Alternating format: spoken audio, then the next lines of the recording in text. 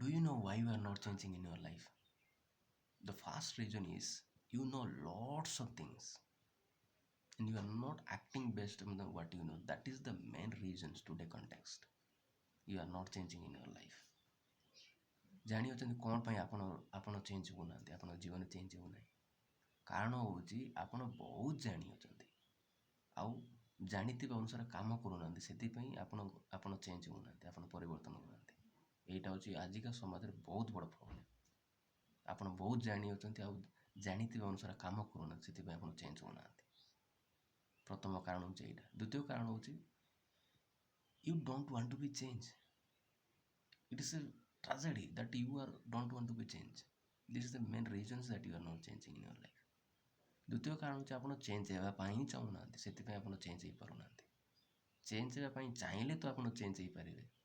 ପ୍ରଥମେ ତ ଆପଣ ନିଜେ ଚେଞ୍ଜ ହେବା ପାଇଁ ଚାହୁଁନାହାନ୍ତି, ସେଥିପାଇଁ ଆପଣ ଚେଞ୍ଜ ହେଉନାହାନ୍ତି। ଏଇ ଦୁଇଟା କାରଣ ଯୋଗୁଁ ଆପଣ ଚେଞ୍ଜ ହେଇପାରୁନାହାନ୍ତି। ପ୍ରଥମ କାରଣ ହେଲା ଆପଣ ଚେଞ୍ଜ ହେବା ପାଇଁ ଚାହୁଁନାହାନ୍ତି, ସେଥିପାଇଁ ଚେଞ୍ଜ ହେଉନାହାନ୍ତି। ଦ୍ୱିତୀୟ କାରଣ ହେଲା କି ଆପଣ ବହୁତ ଜାଣିଅଛନ୍ତି ଆଉ ଜାଣିଥିବା ଅନୁସାରେ କାମ କରୁନାହାନ୍ତି, ସେଥିପାଇଁ ଆପଣଙ୍କର ଜୀବନ ଚେଞ୍ଜ ହେଉନାହିଁ, ଆପଣଙ୍କର ଜୀବନ ପରିବର୍ତ୍ତନ ହେଉନାହିଁ। ଏଇ ଦୁଇଟା କାରଣ ଯୋଗୁଁ ଆପଣଙ୍କ ଜୀବନ ଚେଞ୍ଜ ହେଉନାହିଁ।